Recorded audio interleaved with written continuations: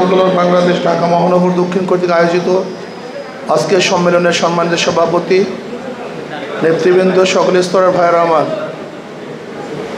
ইসলাম প্রতিষ্ঠিত হওয়ার আগ পর্যন্ত কোনো মানুষের কোনো গোষ্ঠীর অধিকার বাস্তবায়ন হতে পারে না।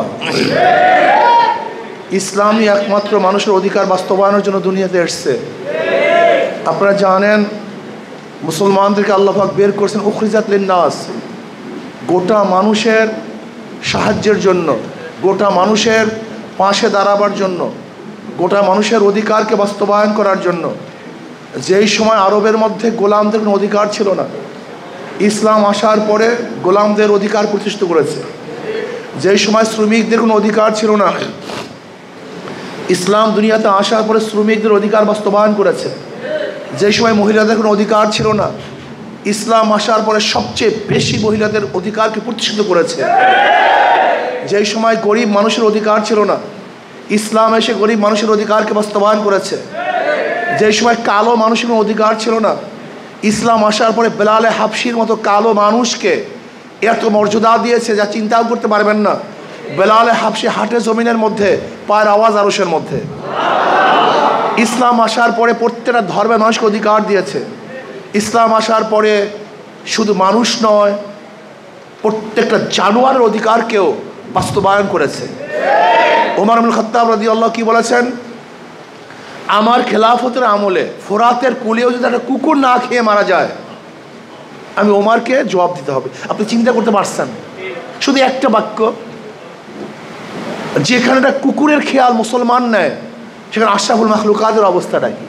আমি বিশ্বাস করি যদি ইসলাম হুকুমাত কায়েম হইতো, তাহলে আজকে এই রাস্তার মধ্যে যেই সমস্ত বাচ্চাগুলি, যেই সমস্ত মহিলাগুলি, যেই সমস্ত ব্যক্তিগুলি খোলা আকাশের নিচে ঘুমায়, ইসলাম হুকুমাত আসলে একজন মানুষকেও খোলা আকাশের নিচে ঘুমাতে হতো না। ইসলামী হুকুমাত হতো। আপনারা দেখেছেন, আমাদের আশরাফুল মাখলুকাত, সৃষ্টির শ্রেষ্ঠ জীব, হাজারো বাচ্চারা তারা নেশাগ্রস্ত অবস্থায় এই পল্টনের এরিয়ার মধ্যে আছে। ইসলাম হুকুমাত আসলে ওই সমস্ত আশরাফুল মাখলুকাতকে ধরে ধরে বড় বড় শিক্ষিত করার ব্যবস্থা নেওয়া হতো। আপনারা দেখেছেন, হাজারো মারা ছোট বাচ্চাদেরকে কোলে নিয়ে ভিক্ষা করে। ইসলাম হুকুমাত হলে তাদেরকে ছোট বাচ্চা নিয়ে ভিক্ষা করার প্রয়োজন হতো না, বরং মুসলিম সরকার তাদের ঘরে গিয়ে খাদ্য পৌঁছাইয়া দিত। যেরকম ওমর ইবনে খাত্তাব রাদিয়াল্লাহু তাআলা আনহু সেই মরুভূমির প্রান্তে শিশুদেরকে, মহিলাদেরকে নিজের হাতে খানা পাকিয়ে তারপর খাওয়াইয়েছেন। ইসলাম হুকুমাত যদি হতো, তাহলে আজকে অর্থনীতির ভারসাম্যতা চলে আসতো। মাত্র কয়েক পরিবারের কাছে গোটা বাংলাদেশের অর্থনীতি থাকতো না, বরং সুষম বন্টন করা হতো। সমস্ত গরিবগুলি দরিদ্র সীমার উপরে চলে যেত। ইসলামী হুকুমাত হতো, তাহলে আবরার ফাহাদকে অবৈধভাবে হত্যা করার প্রয়োজন হতো না। যদি ইসলামী হুকুমাত হতো, তাহলে জাহাঙ্গীর ইউনিভার্সিটিতে 100 ধর্ষণ করার পরে সেঞ্চুরি পালন করার কোনো সুযোগ থাকতো না। যদি ইসলামী হুকুমাত হতো, তাহলে নির্বিচারে ওই আয়নাগরে মানুষ ধুকে ধুকে মরতে হতো না।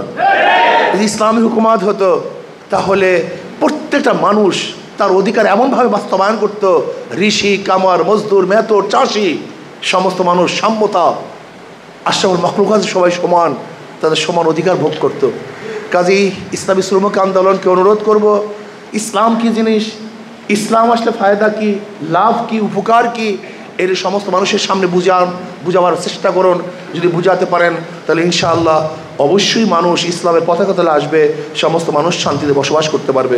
আল্লাহ আমাকে, আমাদের সবাইকে কবুল করে নেন। বিগত কমিটি ভেঙে